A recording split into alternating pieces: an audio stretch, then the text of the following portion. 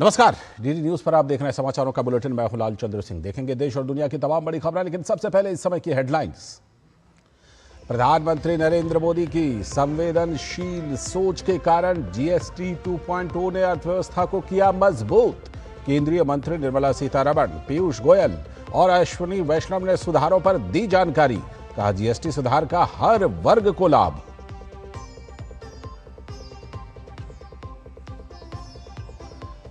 GST सुधार पर राजनीति कर रहे विपक्ष को केंद्र की दो टूक। कहा, विपक्ष को जनहित की नहीं, केवल राजनीति की चिंता।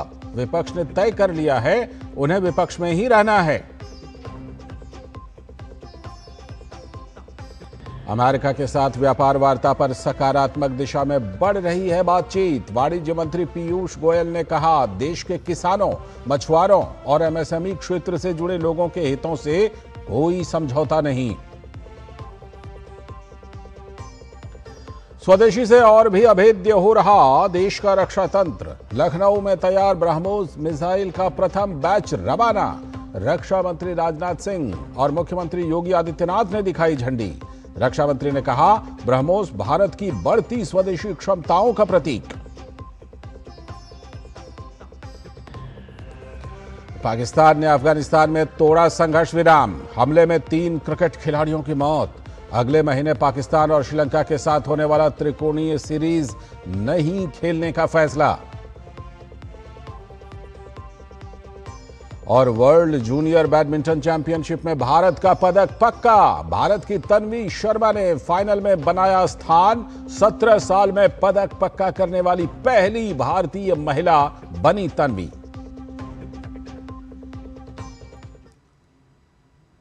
हेडलाइंस के बाद अब खबरें विस्तार से। आप सभी को सबसे पहले धनतेरस की ढेर सारी शुभकामनाएं। अब देखते हैं खबरों को विस्तार से।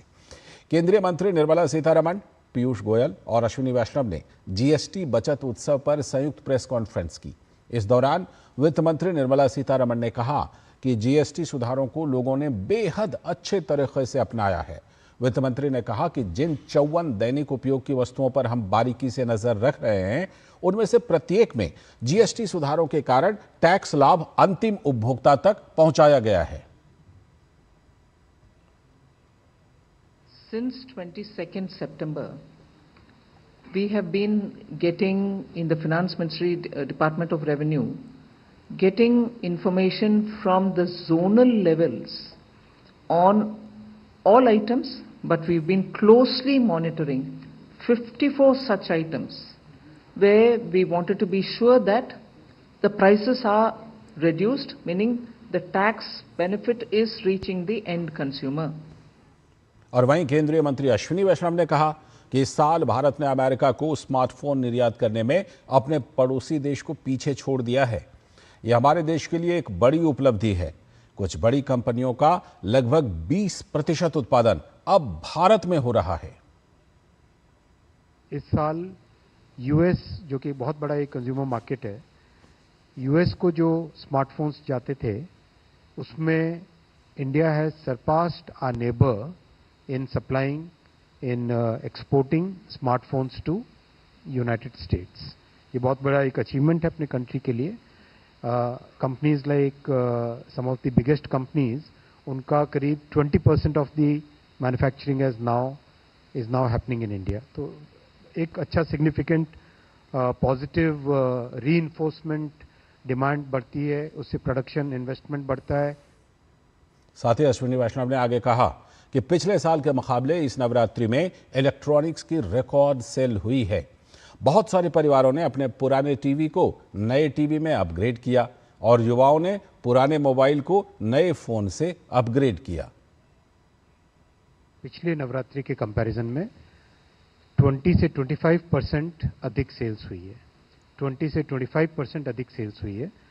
बहुत सारी ऐसी कैटेगरीज है, जैसे 85 इंच टीवी है, उसका तो कंप्लीट स्टॉक आउट हो गया, कंप्लीट स्टॉक सेल हो गया। बहुत सारे परिवारों ने अपने पुराने टीवी को अपग्रेड किया नए टेलीविजन्स में। बहुत सारे परिवारों ने और बहुत सारे यंग नौजवानों ने अपने पुराने स्मार्टफोन को अपग्रेड किया। और केंद्रीय वित्त मंत्री निर्मला सीतारमण ने जीएसटी सुधार को केंद्र सरकार की ऐतिहासिक पहल बताते हुए इसके लिए प्रधानमंत्री नरेंद्र मोदी को धन्यवाद दिया है। नई दिल्ली में केंद्र सरकार के 3 मंत्रियों के संयुक्त प्रेस कॉन्फ्रेंस में केंद्रीय वित्त मंत्री ने ये बात कही। जीएसटी सुधार पर 3 मंत्रियों, वित्त मंत्री निर्मला सीतारमण, वाणिज्य और उद्योग मंत्री पीयूष गोयल और सूचना एवं प्रसारण मंत्री अश्विनी वैष्णव ने संयुक्त प्रेस वार्ता को संबोधित किया। निर्मला सीतारमण ने बताया कि जीएसटी रिफॉर्म पीएम की संवेदनशील सोच का परिणाम है। समय के साथ सभी चीजें सुधार मांगती हैं। जीएसटी सुधार टैरिफ वॉर के कारण नहीं किए गए, बल्कि इसके लिए पिछले 1.5 सालों से काम चल रहा था।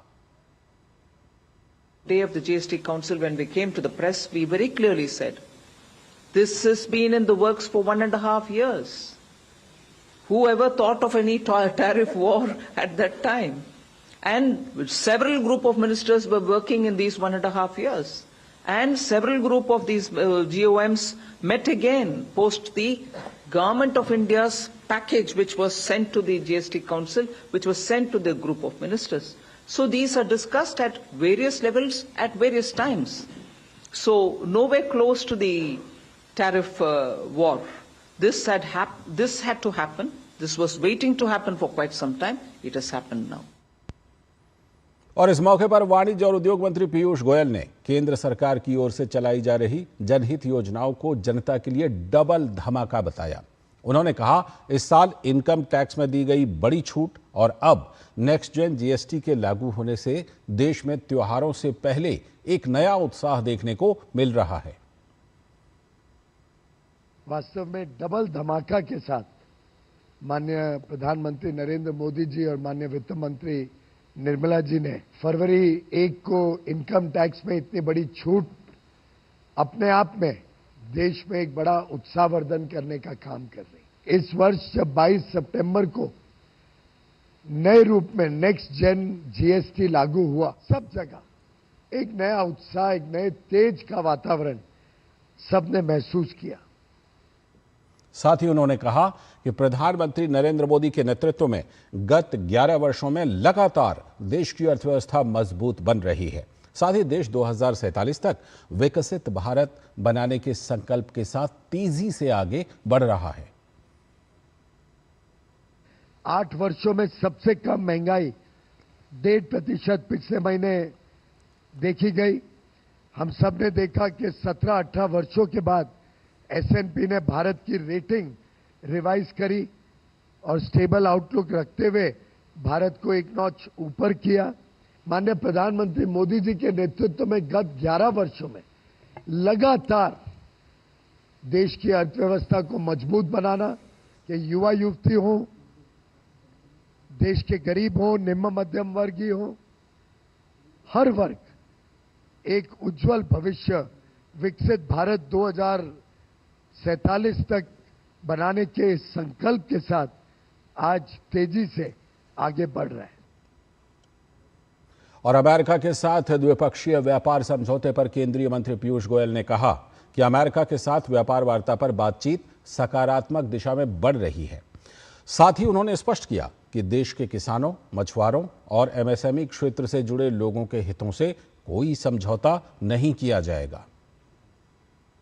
टैरिफ्स कब तक गुड न्यूज आएगी?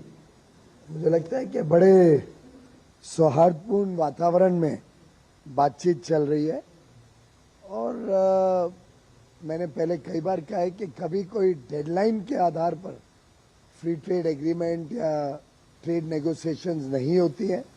भारत के किसानों का, भारत के मछुआरों का, भारत के एमएसएमई सेक्टर का जब तक देश हितों को पूरी तरीके से हम संभाले नहीं, तब तक कोई एग्रीमेंट किया नहीं जाता। बहुत अच्छी तरीके से बातचीत चल रही है, बातचीत जारी है और जब निर्णय पे आएंगे तब आपको जरूर अवश्य सूचना दे देंगे। बुलेटिन में आगे देखेंगे कुछ और बड़ी खबरें। फिलहाल वक्त है एक ब्रेक का।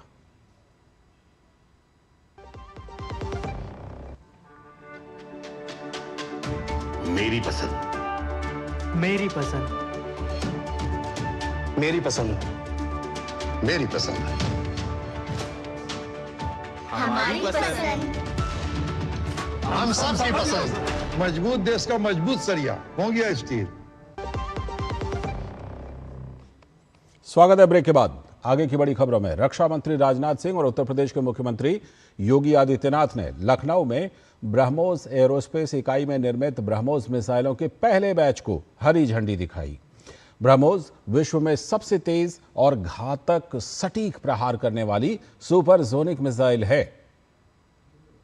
रक्षा मंत्री राजनाथ सिंह और उत्तर प्रदेश के मुख्यमंत्री योगी आदित्यनाथ ने ब्रह्मोस एरोस्पेस यूनिट में Su-30 के माध्यम से ब्रह्मोस के वर्चुअल हमले को भी देखा।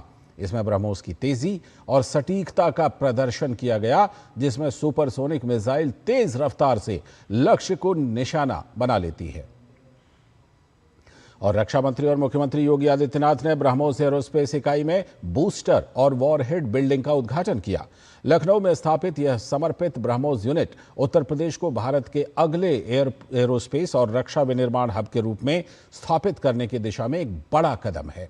इस दौरान रक्षा मंत्री और उत्तर प्रदेश के मुख्यमंत्री ब्रह्मोस एरोस्पेस इकाई के परिसर में पौधा भी उन्होंने लगाया।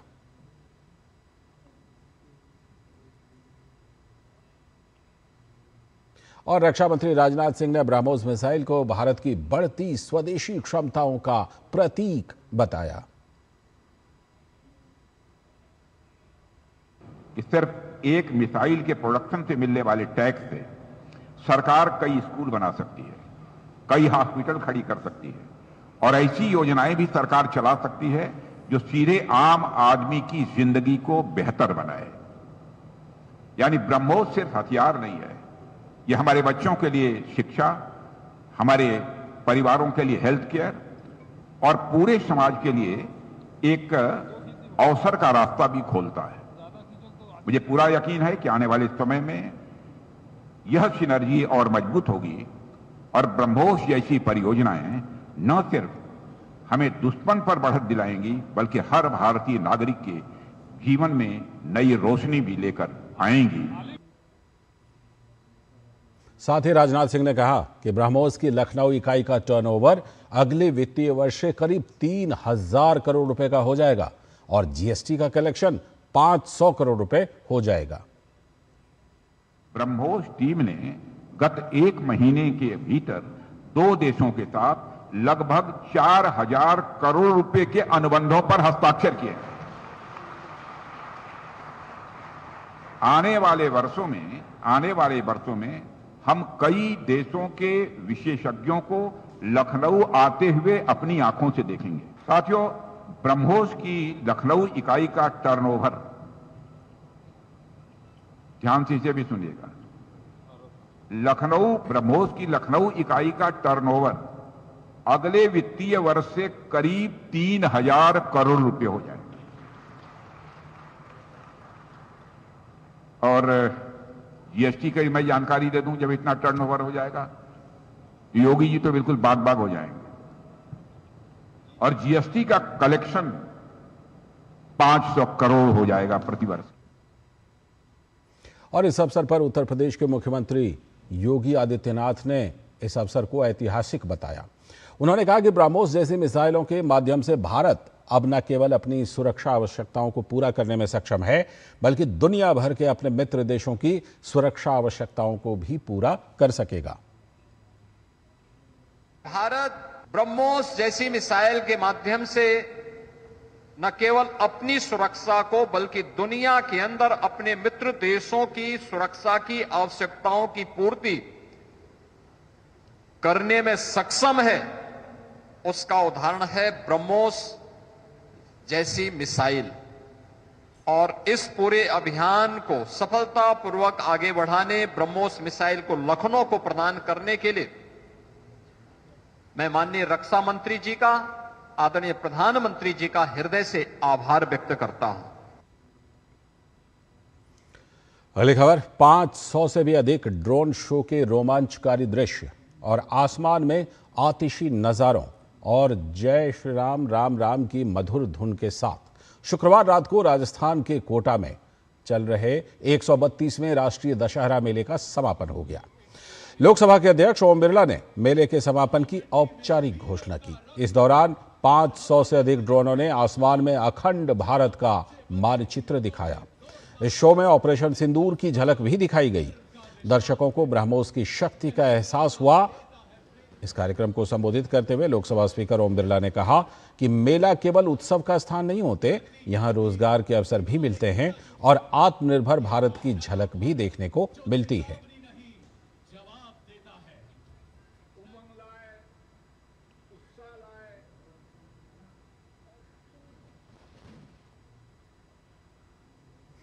और अब बात बिहार विधानसभा चुनाव की, जिसे लेकर लगातार राजनेताओं के दौरे भी जारी हैं।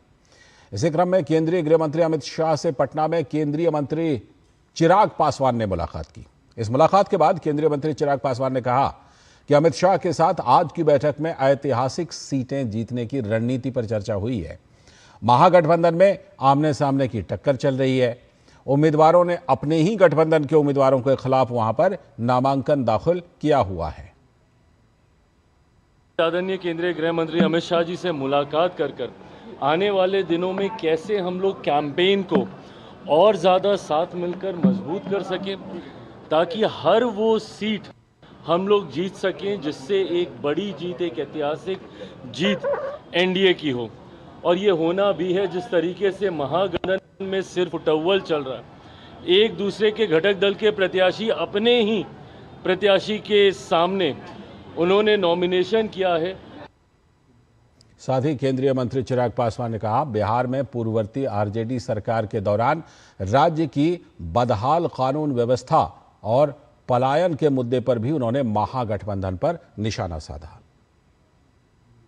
90 के दशक में बिहार की परिस्थितियां थी, ये तो किसी से छुपा नहीं है कि किस तरीके से हत्या, अपहरण, लूटमार, डकैती सब चरम सीमा पर था। किस तरीके से उद्योगों को यहाँ आने से रोका गया, किस तरीके से एक ऐसा बिहार का परसेप्शन बना दिया गया जिसकी वजह से बिहार में लोगों ने निवेश करना छोड़ तो दिया। एक तरफ जो बिहार के लोग थे, जो सक्षम लोग थे, उन्होंने पलायन करना शुरू कर दिया। सबसे ज़्यादा पलायन अगर कभी बिहार से हुआ तो वो 90 के उसी दशक में था जब जंगल राज बिहार में कायम था। ये बात हकीकत है। जिस तरीके से राजद, कांग्रेस ने बिहार को बर्बाद करने का काम किया। और अब अगली खबर, रूस के दौरे पर पहुंचे जम्मू कश्मीर के उपराज्यपाल मनोज सिन्हा ने कलमिकिया में भगवान बुद्ध के पवित्र अवशेषों की प्रदर्शनी देखी। उन्होंने रूस के कलमिकिया में golden abode of Buddha Shakya मुनि मठ में भगवान बुद्ध के पवित्र अवशेषों को श्रद्धापूर्वक नमन किया। कार्यक्रम के समापन पर उन्होंने वहां मौजूद भिक्षुओं और श्रद्धालुओं से बातचीत की। इस मौके पर उन्होंने कहा कि रूस के अलग अलग हिस्सों से आए लोगों ने जिस श्रद्धा और प्यार के साथ भगवान बुद्ध के अवशेषों का स्वागत किया, वो हमारे दिल को छू गया है। मनोज सिन्हा ने बताया कि प्रधानमंत्री नरेंद्र मोदी भी दुनिया भर में बुद्ध के संदेशों की अहमियत को बताते रहते हैं और ये याद दिलाते हैं कि आज के समय को बुद्ध के रास्ते की सबसे ज्यादा जरूरत है। आपको बता दें कि एलजी मनोज सिन्हा भगवान बुद्ध के पवित्र अवशेषों को भारत वापस लाने वाले प्रतिनिधिमंडल का नेतृत्व कर रहे हैं। ये अवशेष रूस में 1 हफ्ते तक विशेष प्रदर्शनी में रखे गए थे। भारत सरकार और माननीय प्रधानमंत्री जी जब भी दुनिया के किसी देश में गए हैं तो इस बात पर उन्होंने सदैव बल दिया है कि आज दुनिया की समस्याओं का समाधान बुद्ध की शिक्षा में है। कलमिकिया और भारत के बीच मैं समझता हूँ कि शायद ये पहली बार इस तरह का एक सहयोग बढ़ा है और इससे हमारे सांस्कृतिक और आध्यात्मिक जो संबंध हैं और प्रगाढ़ होंगे। कलमिकिया के इस पवित्र मंदिर में भी मुझे आने का सौभाग्य मिला और जो भीड़ दिखाई दे रही है वो स्वाभाविक रूप से मैं समझता हूँ कि भगवान बुद्ध का आशीर्वाद कलमिकिया के लोगों को मिलेगा, रूस के लोगों को मिलेगा और भारत कलमिकिया और भारत रूस का संबंध और प्रगाढ़ होगा। और अब खेल के मैदान से बड़ी खबर, BWF जूनियर विश्व चैंपियनशिप में भारत की तन्वी शर्मा ने अपनी जीत के सिलसिले को जारी रखते हुए फाइनल में जगह बना ली है। प्रतियोगिता के रोमांचक सेमीफाइनल में तन्वी ने चीन की सी या लियू को 15-11 और 15-9 के अंतर से हराकर खिताबी दौर में अपनी जगह बनाई। तन्वी शर्मा प्रतियोगिता में पदक पक्का करने वाली भारत की तीसरी खिलाड़ी बन गई हैं। उनसे पहले साइना नेहवाल और अपर्णा पोपट इस टूर्नामेंट में पदक जीत चुकी हैं।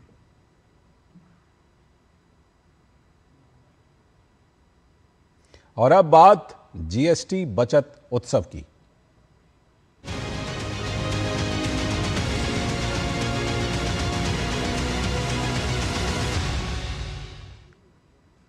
जीएसटी सुधारों ने त्योहारी सीजन में लोगों को दोहरी खुशी दी है। त्योहारों का रंग अलग और राहत की सौगात अलग से। तो इस डबल बोनांजा का असर झारखंड के बाजारों में भी दिख रहा है। वाहन से लेकर रोजमर्रा की चीजें सस्ती होने के बाद उसके खरीदार भी बढ़ गए हैं, जिससे दिवाली और छठ बाजार की रौनक देखते ही बन रही है। संभावनाओं के प्रदेश झारखंड को केंद्र सरकार की पहल पर जीएसटी सुधारों से उड़ान के लिए नया पंख मिला है। राज्य में प्रचुर मात्रा में खनिज संपदा और प्राकृतिक संसाधन मौजूद हैं। इसके अलावा राज्य में इस्पात और ऑटोमोबाइल से जुड़ी कंपनियां भी हैं। नेक्स्ट जेन जीएसटी रिफॉर्म की वजह से वाहनों के दाम घटे हैं, जिससे बाजार में रौनक देखी जा रही है। मुझे लगता है कि जो हमारा धनतेरस में जो पहले का सेल होता था, उसमें कम से कम अगर 100 गाड़ी बिकती थी तो इस बार 150 गाड़ी का तो जरूर इम्पैक्ट। खाने पीने की चीजों से लेकर कपड़े, टीवी, फ्रिज और रोजमर्रा की चीजें सस्ती हुई है, जिससे लोगों की क्रय शक्ति बढ़ी है और बाजारों को भी संबल मिल रहा है। राहत की सौगात से ग्राहक खासे खुश है। उन्होंने कहा कि जीएसटी में कमी ने इस बार के त्योहारों को उनके लिए खास बना दिया है। पहले छोटे छोटे सामान मतलब ज्यादा बुक हुआ करते थे। इस बार जो 28 से 18 होने का बेनिफिट मिला है कि 55 इंच, 43 इंच और 65 इंच ऐसा TV, front load washing machine, double door refrigerator, वो सब भी अब नॉर्मल रेट में आ गया है, तो लोग परचेज कर पा रहे हैं। जीएसटी सुधारों से राज्य के उद्योग धंधे को भी बढ़ने का खुला आसमान मिला है। राहत की सौगात से लागत में कमी, मांग में वृद्धि और रोजगार सृजन की संभावनाएं बढ़ी है। त्योहारी सीजन में कपड़ों की खूब मांग होती है और इस बार नेक्स्ट जेन जीएसटी रिफॉर्म ने इस सेक्टर में नई चमक बिखेरी है। और त्योहार का सीजन है, अदर जगह भी हम लोग देख रहे कस्टमर का पोल फुट बहुत अच्छा है, जिसकी वजह से मार्केट में रौनक आया है। ये सुधार जो हुआ जीएसटी का बहुत लाजवाब था। जीएसटी सुधारों को देश की आत्मनिर्भरता की दिशा में भी बड़े कदम के तौर पर देखा जा रहा है। युवा भी मानते हैं कि देश ने टैक्स रिफॉर्म की दिशा में ऐतिहासिक कदम बढ़ाया है, जो विकसित राष्ट्र के लक्ष्य को मुकाम तक पहुंचाएगा। हम आम जनता और व्यापारियों को बहुत ही अच्छे समय पर जीएसटी कम करके लाभ पहुंचाने का काम किया। अगर जीएसटी कम हुआ है तो जो एक्चुअल चीजें हैं उसकी दाम कम होगी। जीएसटी सुधारों ने हर क्षेत्र को नई ताकत दी है। झारखंड के किसानों को जहां इससे आधुनिक कृषि को अपनाने में सहूलियत हो रही है, वहीं वनोपज के बाजार को भी बढ़ावा मिल रहा है। कुल मिलाकर कहा जा सकता है कि देश में एक नए युग का सूत्रपात हुआ है, जिससे झारखंड भी अछूता नहीं है और त्योहारी सीजन में इसकी झलक बाजारों में साफ तौर पर देखी जा रही है। रांची से प्रणय और विकास के साथ मैं दिवाकर कुमार। और अब बात छठ पूजा की। हमारी सामूहिक आस्था की प्रतीक छठ पूजा न केवल पूर्वांचल बल्कि दिल्ली की भी अब सांस्कृतिक पहचान बनती जा रही है। पूरी दिल्ली में छठ पूजा को लेकर तैयारी जोर शोर से चल रही है। प्रत्येक श्रद्धालु को सुरक्षित और सम्मानजनक वातावरण में पूजा करने का अवसर मिले, यह सुनिश्चित किया जा रहा है। सभी घाटों पर स्वच्छता, सुरक्षा, यातायात व्यवस्था, रोशनी और चिकित्सा सुविधाएं सर्वोत्तम बनाई जा रही हैं। तो घाटों की तैयारी के साथ देखते हैं अपने संवाददाता धीरज कुमार की ये खास रिपोर्ट। आप देखिए ये रिपोर्ट, हमें दीजिए अनुमति। नमस्कार।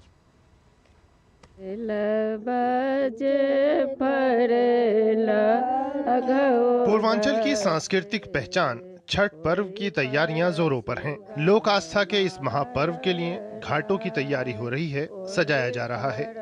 भगवान सूर्य की उषा और प्रत्युषा की उपासना के लिए क्या पुरुष क्या महिलाएं सब अपने अपने हिस्से के घाटों की तैयारी में योगदान कर रहे हैं। हमारी सरकार जो नरेंद्र मोदी जी के नेतृत्व में हमारी रेखा गुप्ता जी बहुत अच्छे कार्य कर रही हैं।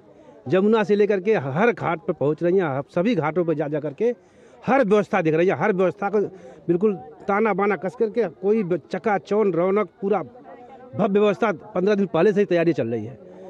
बीते 28 सालों से दिल्ली के रोहिणी में पूर्वांचल एकता मंच छठ महापर्व का आयोजन करता आया है।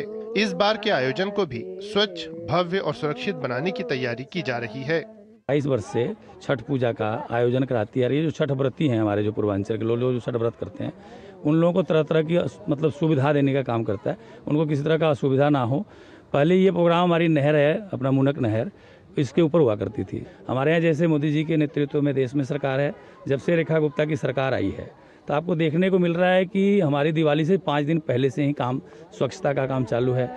दिल्ली सरकार की तरफ से आयोजन को आकर्षक रूप देने के लिए कदम उठाए जा रहे हैं। दिल्ली में इस बार 1000 स्थानों पर आयोजन होगा। यमुना तटों के अलावा मुनक नहर और कृत्रिम तालाब भी शामिल हैं।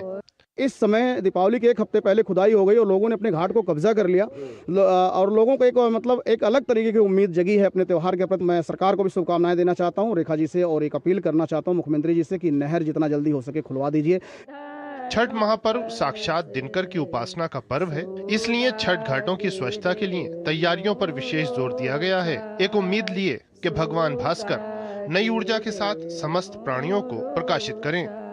दिल्ली में आस्था के महापर्व छठ की तैयारियां शुरू हो चुकी है और अभी दीपावली नहीं बीता है, लेकिन यहां हम देख सकते हैं कि घाटों की सफाई शुरू हो गई है।